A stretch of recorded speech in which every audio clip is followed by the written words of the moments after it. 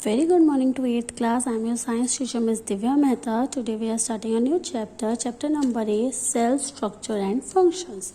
इस चैप्टर में बेटा जैसे कि हमें नाम से पता चल रहा है सेल के बारे में हम लोग पढ़ेंगे। हमारे को पता है, हमने छोटी क्लासेस में पढ़ा हुआ है कि हमारी बॉडी में बहुत सारे सेल्स होते हैं।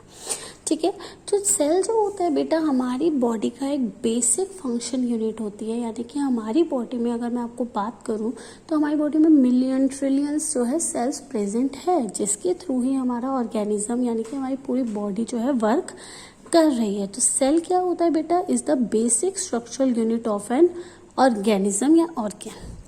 हमारी बॉडी में जैसे कि मैंने अभी बताया ट्रिलियंस ऑफ सेल्स हैं।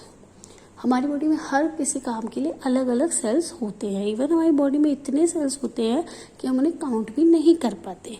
जो सेल्स होते हैं बेटा, सेल्स जो बेसिस पे हमारे जो बॉडी होती है, हमारे जो ऑर्गेनिजम्स होते हैं उनको दो कैटेगरीज में बांटा गया। एक होते हैं बेटा जिनके अंदर हर काम करने के लिए सिर्फ एक ही सेल होता है, उनको हम यूनिसेलुलर कहते हैं।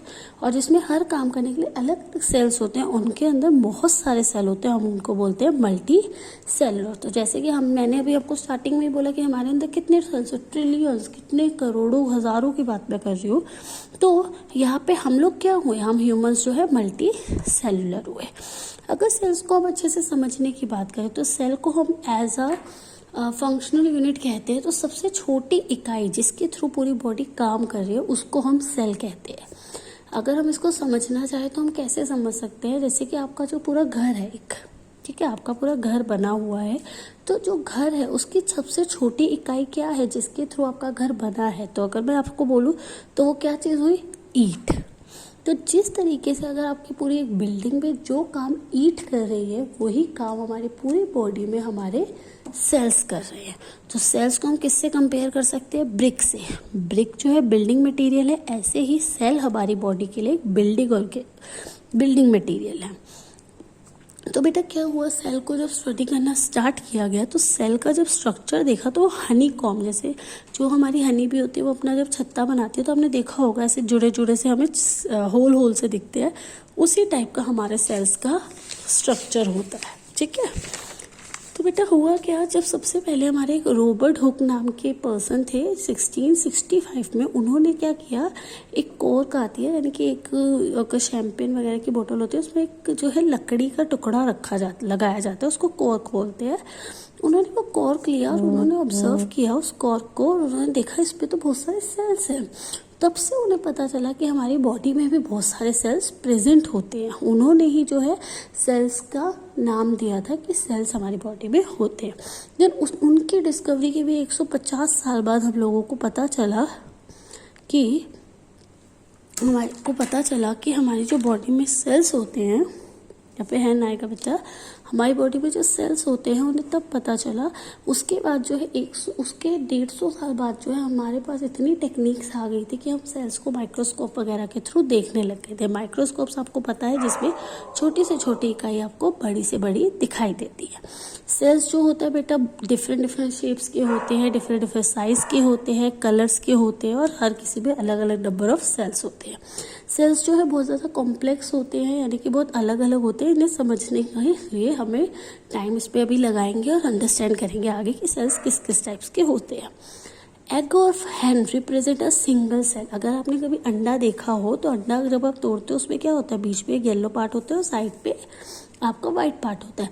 तो वही एक ऐसा एग आपका सेल है जो कि सिंगल सेल है। उसके अंदर क्या है, एक ही सेल है, उसके अंदर मल्टी सेल्स नहीं है, सिर्फ एक ही सेल है। और यही एक ऐसा सेल है जिसको आप अपनी नेकेड आई से देख सकते हो। बाकी सेल्स को देखने के लिए आपको जो है माइक्रोस्कोप की ज़रूरत पड़ेगी। जैसे हमने बात करी हमारी बॉडी में तो ट्रिलियन सेल्स है, तो हमारी बॉडी के सेल्स देखने के लिए हमें माइक्रोस्कोप की ज़रूरत पड़ेगी। ठीक है, बस एक यही सेल ऐसा है हैन का जो कि आप किससे देख सकते हो, नेकेड आई से, यानी कि अपनी आंखों से देख सकते हो। ठीक है, अब बेटा एक ऑर्गेनिज्म आता है अमीबा, जो कि क्या होता है, सिंगल सेल होता है, उसके लिए सिर्फ एक ही सेल होता है। ठीक है, ये इरेगुलर शेप का होता है, इसकी कोई शेप फिक्स नहीं होती। जब भी इसके पास जैसे कि ये है, यहाँ पे अगर अमीबा है वो जो है अपने खाने को पकड़ने के लिए अपनी शेप उस अकॉर्डिंग कर लेता है। ठीक है, तो एक ही सेल के थ्रू ये जो है अपना एक्सक्रीशन, ग्रोथ, सांस लेना, रेस्पिरेशन, सारे प्रोसेस एक ही सेल के थ्रू करता है। एक और जो है हमारा एग्जाम्पल होता है पैरामीशियम, वो भी एक ऑर्गेनिज्म होता है जो भी अपने सारे जो प्रोसेस होते हैं वो एक ही सेल के थ्रू करता है।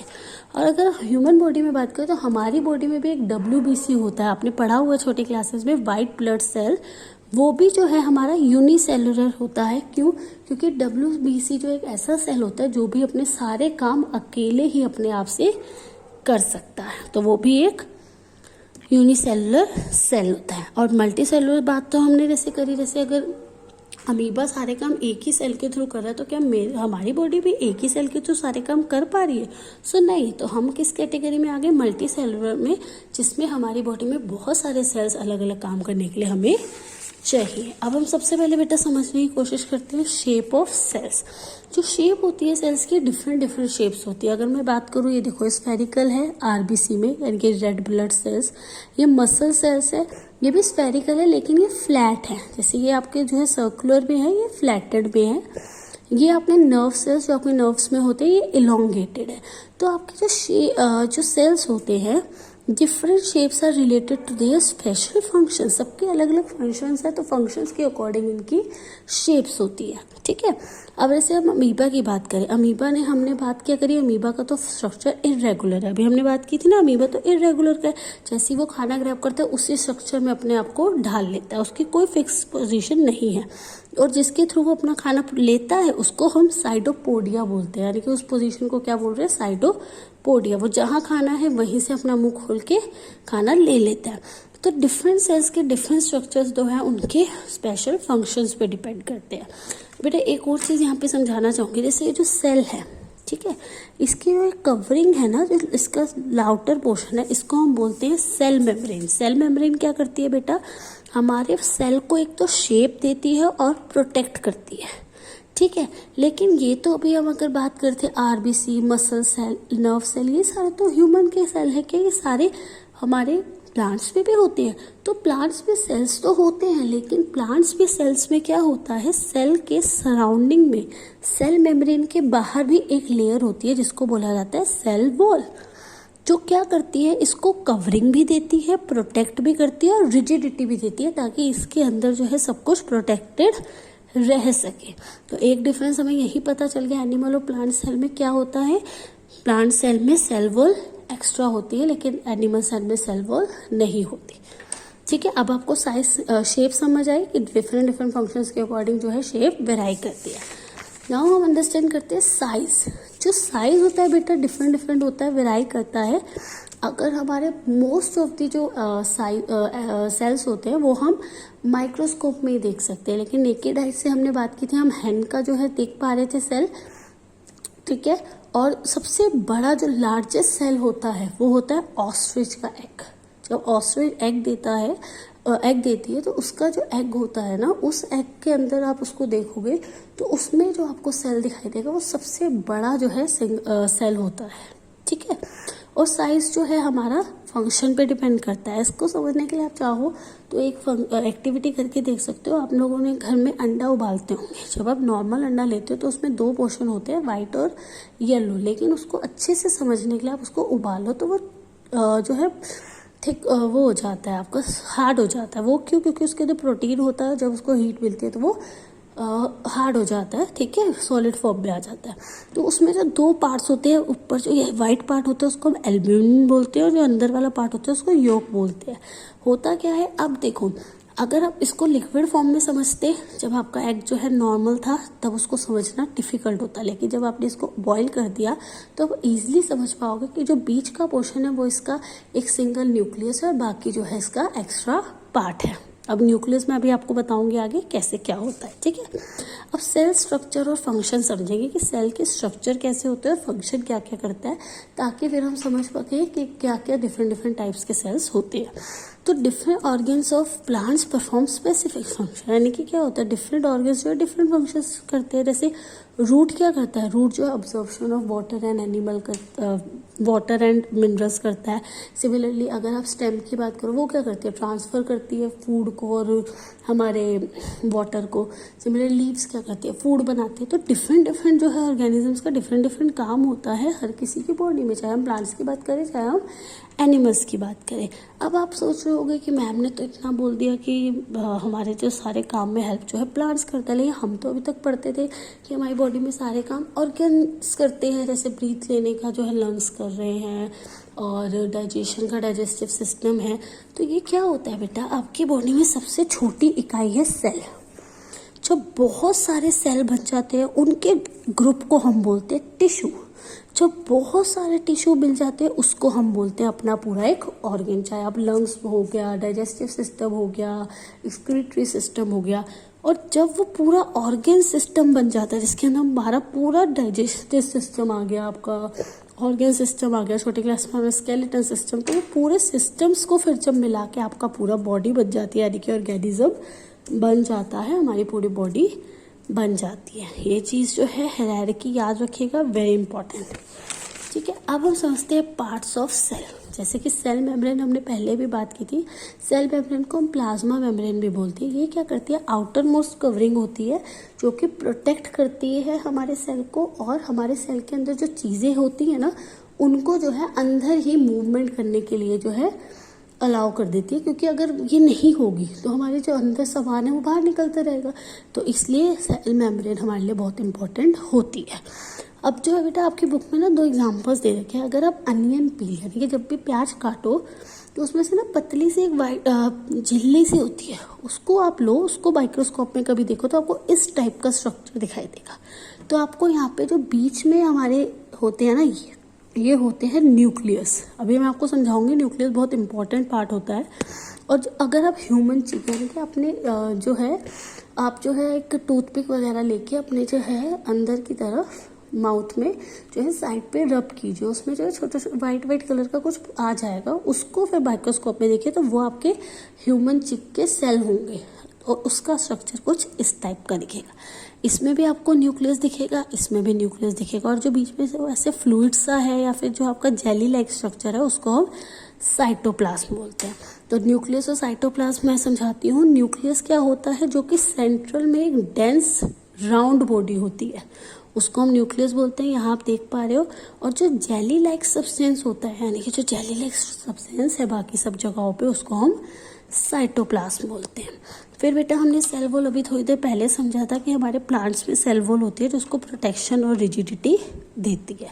अब थोड़ा सा न्यूक्लियस को समझते हैं। न्यूक्लियस जो अंदर हमारा ऐसे डेंस ग्राउंड है, उसकी जो कवरिंग है, यानी कि ये जो न्यूक्लियस है इसकी जो कवरिंग है, इसको हम न्यूक्लियस मेम्ब्रेन बोलते हैं। जैसे उसको हम सेल मेम्ब्रेन बोल रहे थे, इसकी कवरिंग को हम बोल रहे हैं न्यूक्लियस मेम्ब्रेन। और इसके अंदर बेटा जो राउंड है ना, इसके अंदर भी राउंड राउंड ऐसे ऐसे होते हैं, उनको हम न्यूक्लियोलस बोलते हैं।